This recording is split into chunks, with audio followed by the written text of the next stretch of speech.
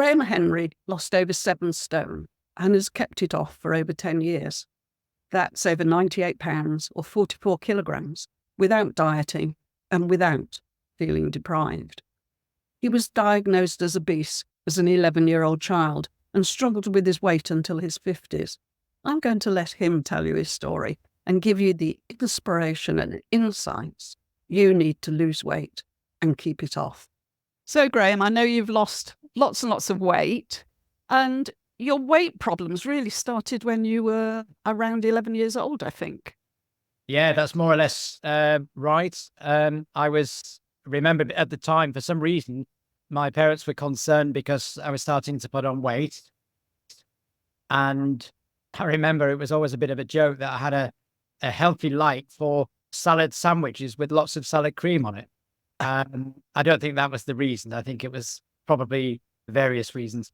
But they took me to the doctor, and the doctor said that I was overweight, that I think he actually said I was obese, and it was at 11 years of age. That didn't really mean a great deal to me, other than that I knew that I was overweight. And of course, I felt quite self-conscious about it.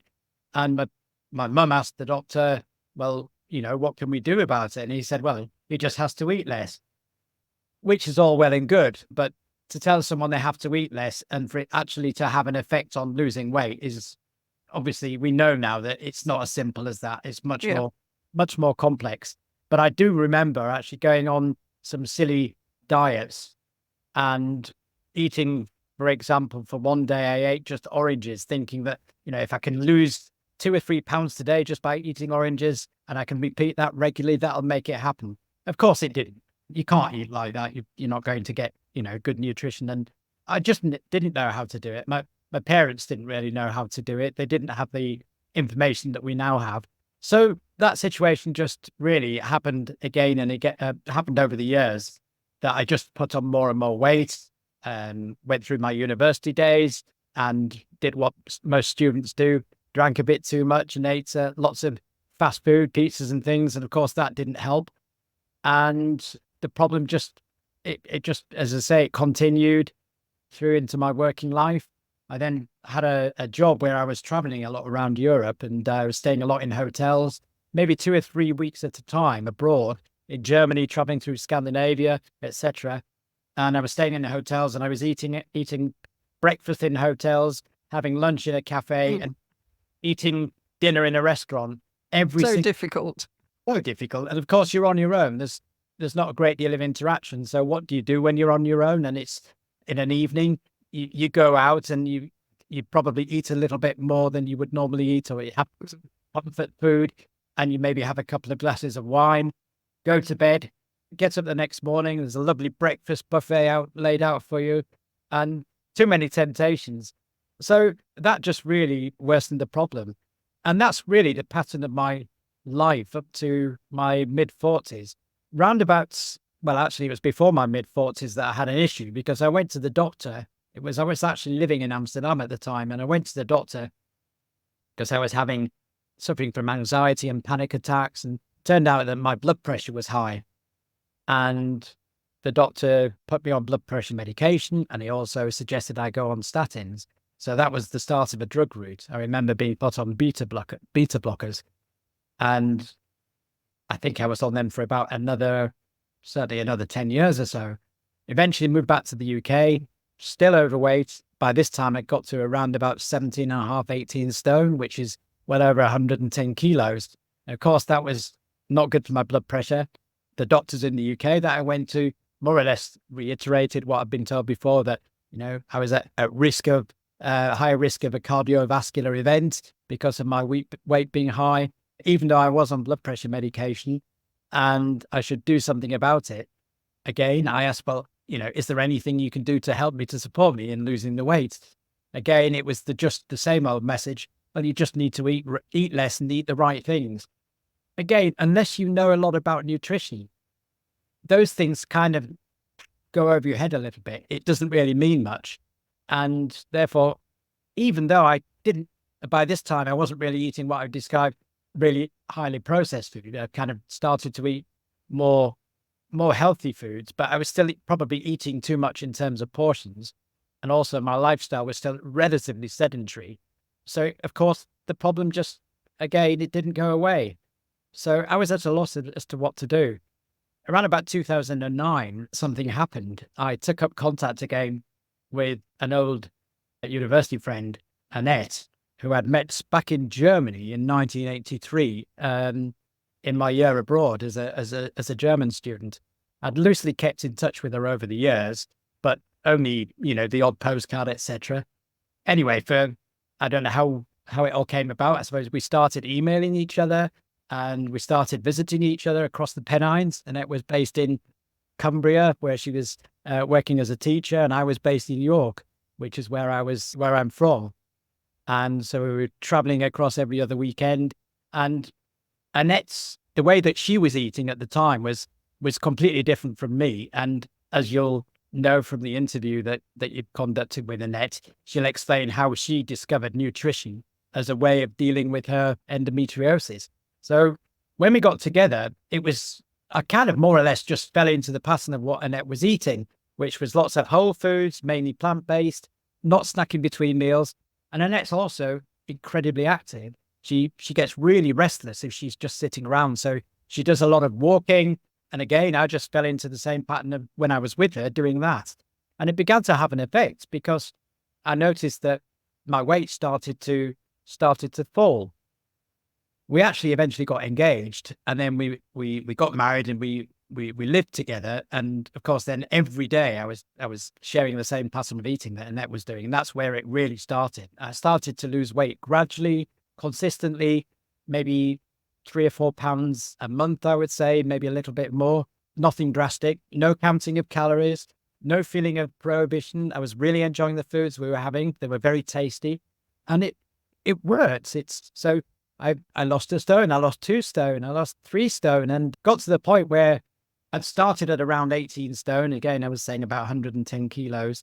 And I got to, I think by 2014, I must have been something like 13 stones. I had lost about 5 stone by that time. I was feeling great. I was able to buy clothes that would fit. I was feeling fitter. I was able to walk without any problem, walk long distances without getting out of breath, and go up slopes and things. And this was great. Absolutely loved it. Around about 2015, I went back to the doctor because I was feeling dizzy and I was feeling a bit lightheaded. And I said to the doctor, I think it's something to do with my blood pressure. I said, I think my blood pressure is too low. I've lost all this weight. I'm on medication and I've tested it at home, and it seems much lower than it used to be, like really low. So he kind of checked it and he said, well, yes, it certainly has come down. I said, can I come off the blood pressure medication and the statins? And the statins, fine. They were happy to take me off those because I'd actually had a reaction against them. And I said, I don't want to take these anymore. The blood pressure medication, he said, well, we'll halve it and see how you go. So they halved it, and I went back and had it tested again. And they said, yeah, that's fine. I think I don't have a problem with you coming off the blood pressure medication. You've clearly worked hard to reduce your weight. Well done. And, let's go from there. So I came off it and continued to lose weight, and eventually landed at around about 11 stone, which is about 70 kilos. And that's about 154 pounds for anyone who works in pounds.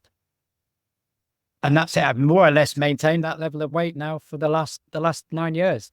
And Annette told me that you've lost more than what she weighs. I have. I mean, Annette's quite petite. She's certainly not heavy. And we sometimes laugh about it to think, do you realize I was carrying you around with me? Can you imagine, when I think about that, going upstairs or running or cycling with all that extra weight, I just can't believe it now. I can't believe it when I see some of the photographs of me, how I used to be. Well, of course I can believe it because I knew at the time, and I was embarrassed to see those photographs. I was very self-conscious about my weight. And now it's completely different. I feel very confident in my appearance, although I still catch myself looking at myself in shop windows as I walk by thinking, who is that stranger there? Is that me? But yeah, I mean, it's completely changed things. But the other thing, of course, is the diets that I'm having. When I say diet, I don't mean diet. I mean what I eat, which now is completely plant-based. So vegan, I'm whole food plant-based as well. So I tend to really minimize any processed foods. So both of us are the same. We an extremely healthy diet, and we found it gives us energy. It makes us feel vibrant, and generally speaking, in good health. So I'm so happy that that's the case. It's interesting actually, because I was recently in hospital for a procedure to have my gallbladder removed, and I was thinking, how come being so healthy, I'm having to have my gallbladder removed? Because there was gallstones in there, and I've been told that, well, the damage probably was done over a lifetime of eating not so good. Yeah. Uh, Yeah. what you've done over the last 10 years may have had an effect in terms of keeping it at bay, but it's obviously not the solution. But what I'm really grateful for is the fact that I was in hospital undergoing an operation under anesthetic, feeling relatively, feeling much fitter than 30 years ago when I was in hospital for a back operation that was certainly caused or exacerbated by being overweight. And I felt much fitter this time. I've healed really well. So there are so many reasons, I think, for firstly, keeping my weight in check. And I actually also give workshops and presentations on giving people advice how to do it, because I think that I've found a way that certainly works for me. And I think there's a lot of universal kind of truths within the way I eat that'll help anyone to lose weight. It's about what you eat, and it's about the readiness to take on a lifestyle change in terms of what you're eating. So it's very much now the core of our business that we both are involved in lifestyle coaching, helping people to eat more healthily, and also re-educating people on how to breathe correctly, which is something that we've really got into more recently. But the vegan message is important for us as well, because we feel that, both of us up to about 2015, 2016, we're still eating animal-based products. I mean, we were eating, I think the last thing to go was fish, which we felt was fine. That's okay. It's okay still to eat fish. But we then realized that, no, fish has got to go as well. For health reasons, initially for us, it wasn't the animal suffering issue at the time, even though that was important to us, but it wasn't what pushed us over the edge. The health issue was the thing. But now we've kind of taken everything on board. We realize it's also like we've become more aware, we've become more compassionate through the changes that we've gone through. And we think that we couldn't bear now to eat anything that's got any animal derived products in it. And also then, of course, there's the environment, which again is something that we're quite passionate about. So there's lots of reasons that are stacking up for us to be doing what we're doing. So that's kind of in a nutshell my story. Fantastic. What do you think your health would be like now if you hadn't made these changes? Can you imagine what that would be like? I hate to think, actually. I think that certainly it would be a lot worse than it would be now, which I consider myself to be in really good health. I think that obviously the risk of stroke, the risk of cardiovascular events increases, when you're overweight. And I'm not saying that would definitely happen, because who knows? It's a bit of a loaded gun, really, isn't it?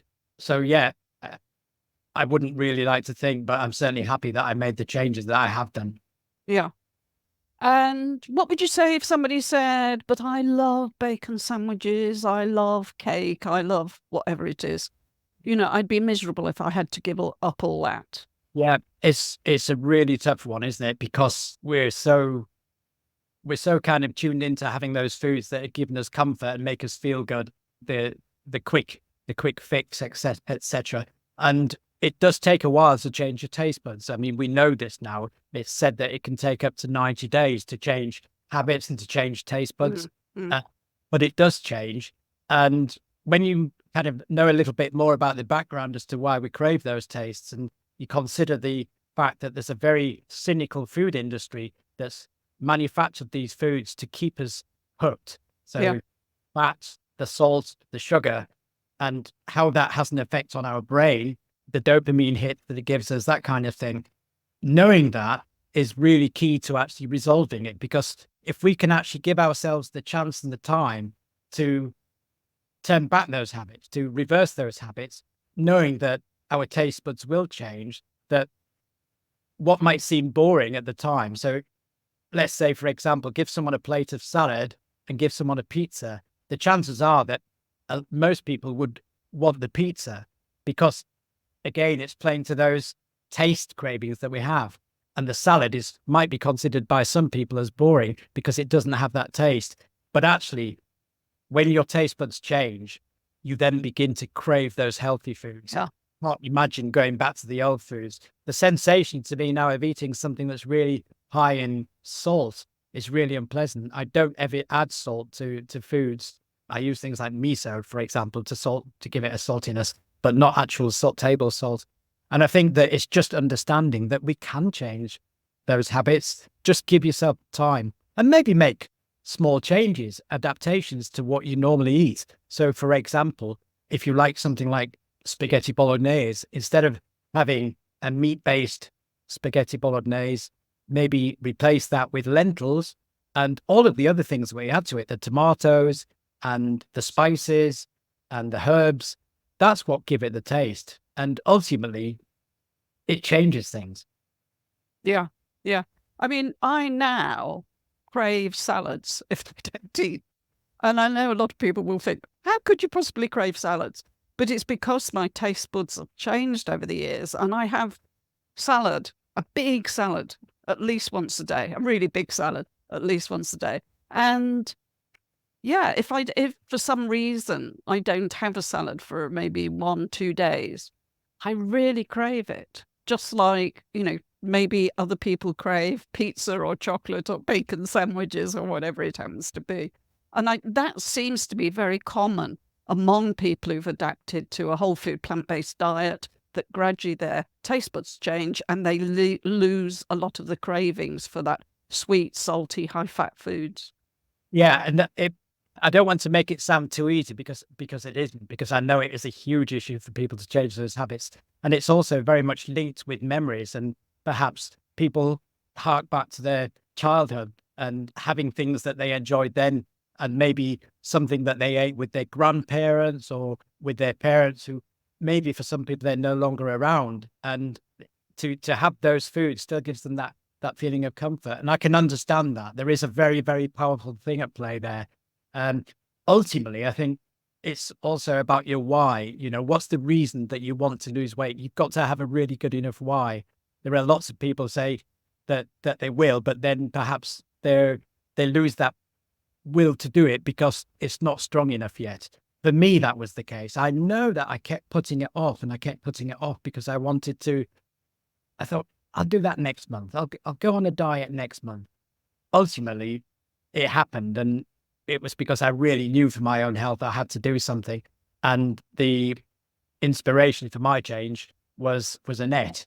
And, having that person there that I was able to kind of enjoy my meals with, and that made a huge difference for me. Yeah. Yeah.